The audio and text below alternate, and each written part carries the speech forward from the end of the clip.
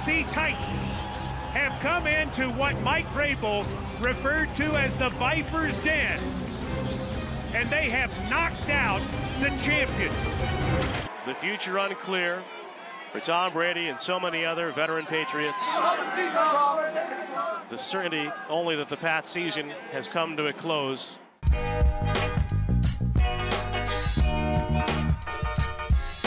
Bonjour à tous, NFL Extra spécial Wildcard, et c'est vrai que les questions vont fuser après la défaite des champions en titre. Est-ce que c'est la fin de la dynastie? Est-ce que Tom Brady va jouer l'année prochaine chez les Patriots? Beaucoup de questions, mais pour les réponses, il faudra attendre. En tout cas, une chose est sûre, c'est que les Patriots ont eu du mal à gérer ce match pour ce qui était leur premier match de Wildcard depuis 10 ans contre les Titans du Tennessee. Et l'arme absolue du moment, Derrick Henry, ils n'ont pas trouvé la parade. Derrick Henry, on l'avait vu terminer la saison régulière magnifiquement avec 5 matchs à plus de 150 yards de moyenne, et c'est lui qui porte la majorité des ballons dans ce match, et les Titans qui prennent les devants avec un touchdown à la passe lancé par Ryan Tannehill. La réponse, elle arrive avec les Patriots et Julian Edelman, mais on sent que les automatismes n'y sont pas vraiment. Ils sont devant à ce moment-là, mais ils ne dominent pas à la maison, et ils vont même se faire un peu cueillir à froid. Ça continue pour Derrick Henry, 211 yards au total dans ce match et 74% des actions offensives pour le running back. Du côté des Patriots, des incertitudes, des approximations et finalement une interception qui va boucler le sort des Patriots dans une victoire de Tennessee sur le score de 20-13 et la revanche de Mike Vrabel face à son ancien coach.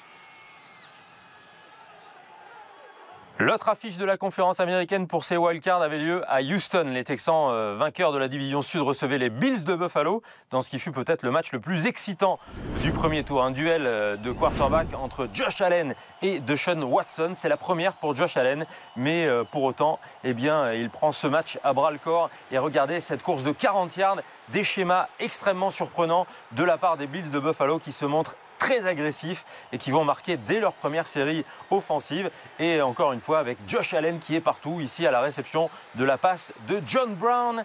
Les Texans de Houston n'y arrivent pas dans le début de match. Josh Allen et les Bills prennent un avantage de 13-0, puis 16-0. Deshaun Watson parfaitement maîtrisé par la défense des Bills, le secteur fort de l'équipe. 5 sacs au total dans le match, mais la réponse, la révolte avec sa cape de super-héros, Deshaun Watson prend les choses en main au troisième quart-temps. Ici avec ce touchdown de 20 yards transformé à 2 points. Watson met les Texans dans la bonne direction. 16-11 Buffalo, un nouveau touchdown pour les Texans. Toujours lancé par Deshaun Watson, rock'n'roll Houston, et le match va aller en prolongation après une fin de quatrième quart-temps complètement délirante. Encore Deshaun Watson, peut-être l'une des actions signatures de la franchise des Texans de Houston. Il évite 2 plaquages de façon incroyable. Il arrive à trouver son receveur ici et donc il met en position le botteur Kaimi Fairbairn pour un field goal de prolongation et la victoire pour les Texans de Houston au terme d'un match tout simplement sensationnel. Pour les Texans, ce sera direction Kansas City pour le deuxième tour et un duel magnifique à venir entre Mahomes et Watson.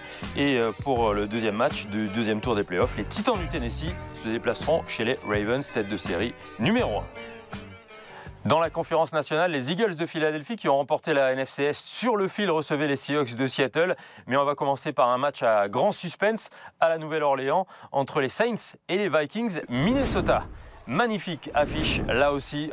Drew Brees attendu comme favori dans ce match, mais la première grosse action alors que le match est un peu cadenassé sur le plan offensif, eh bien c'est une passe de Taysom Hill, le remplaçant de Drew Brees, l'homme à tout faire. Ça décoince un peu l'attaque des Saints qui marquent le premier touchdown au deuxième quart-temps par Alvin Kamara.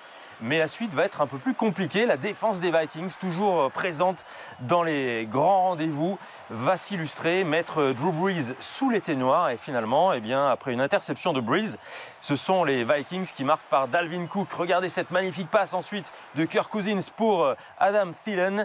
Les Vikings prennent progressivement le contrôle du match et Dalvin Cook marque pour la deuxième fois.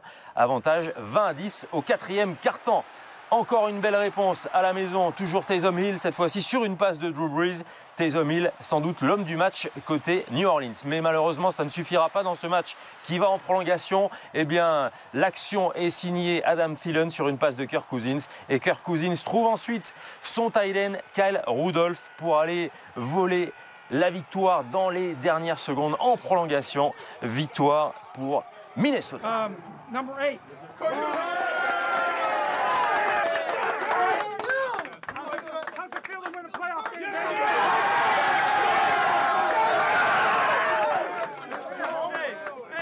Hey, that's how we've won all year, team, right? But I got 3 words for you. You like that?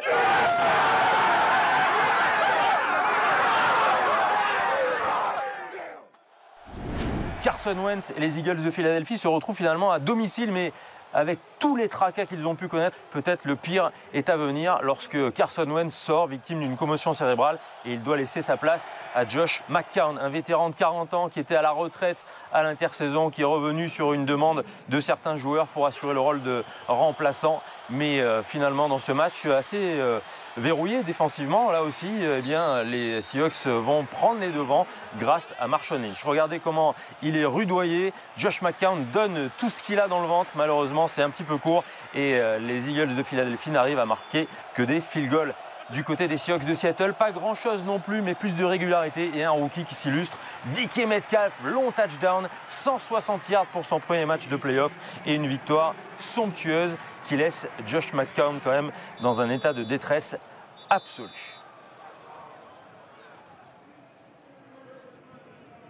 Have been in moments where, you know, we were 5 weeks ago, where you're coming home on a plane ride from Miami and you feel like all is lost, and man, this it's a dark place, and then you're talking and you're going, can we win all these games and get in?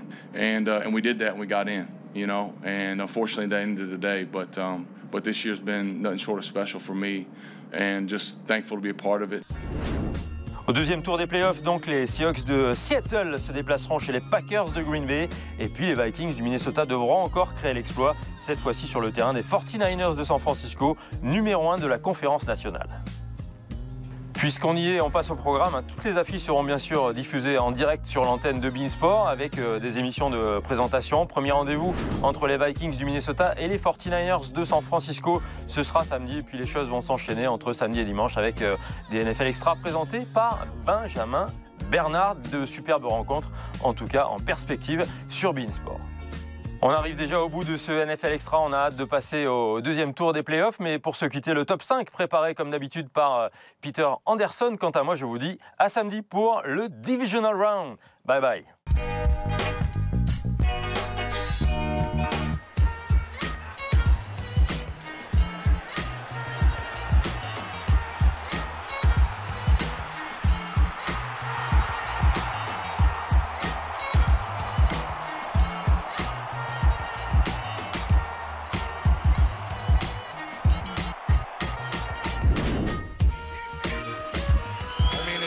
Never see this run again, Jim. Brady's pass is intercepted and returned for a touchdown by Logan Ryan, the former Patriot.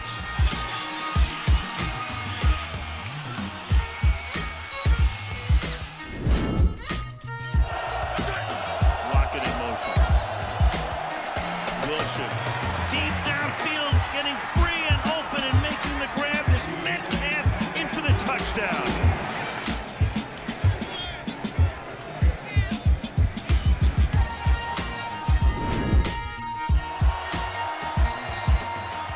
Cousins throws, pass is caught for the win.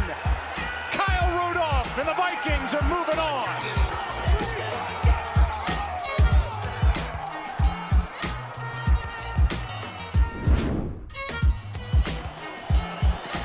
Watson, pressure off the edge. Watson survives it and then checks down to Jones. Jones in